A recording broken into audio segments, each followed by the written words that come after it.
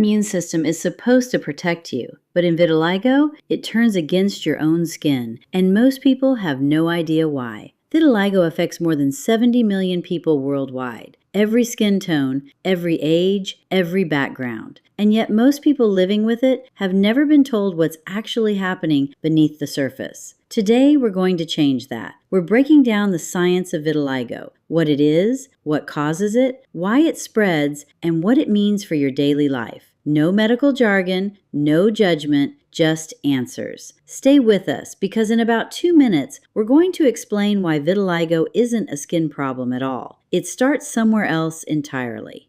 Your skin gets its color from cells called melanocytes. These cells live in the outer layer of the skin and produce a pigment called melanin. Melanin is what gives your skin, hair, and eyes their color. In vitiligo, the immune system malfunctions and begins attacking those melanocytes. When melanocytes are destroyed, the skin in that area loses its pigment. That's what creates the lighter patches you can see. This is not a cosmetic issue. It is not caused by diet, poor hygiene, or anything the person did or didn't do. It is a medical condition with a biological cause. Here's what makes vitiligo particularly complex, and why two people with the same condition can have completely different experiences. Not all vitiligo looks or behaves the same way. There are 4 main types. Generalized vitiligo is the most common. Patches appear on both sides of the body symmetrically, both hands, both knees, both sides of the face. Segmental vitiligo affects only one side of the body. It tends to progress quickly for 1 to 2 years and then stabilize. Focal vitiligo shows up as small patches in just one or a few areas. And universal vitiligo is the most extensive form, affecting more than 80% of the skin's surface. So what actually triggers vitiligo in the first place? The answer is more complicated than most people expect. Vitiligo doesn't have a single cause. Researchers believe it results from a combination of genetic predisposition and environmental triggers. Common triggers include physical or emotional stress, sunburn, and significant UV exposure. Vitiligo is also associated with other autoimmune conditions. Thyroid disease, alopecia areata, and type 1 diabetes all occur at higher rates in people with vitiligo. What's important to understand is that vitiligo is not contagious. It cannot be passed from person to person through touch or contact. This is still a common misconception, and it causes real harm to people living with the condition. Here's what we know about who gets vitiligo and what living with it actually looks like. Vitiligo affects approximately 1 to 2% of the global population. That's over 70 million people. It affects men and women equally, across all skin tones. About half of all cases begin before the age of 20, but onset can happen at any age. The emotional impact of vitiligo is real and well documented. Studies show higher rates of anxiety and depression among people living with vitiligo, particularly when patches appear on visible areas like the face, neck, and hands. Vitiligo is not your fault. It is not a reflection of your health habits, your choices, or your character. It is an autoimmune condition, one that millions of people navigate every day with confidence and on their own terms. If this helped you understand vitiligo a little better, whether you're living with it or someone you love is, share it with someone who needs it. And if you want to explore coverage options that are actually designed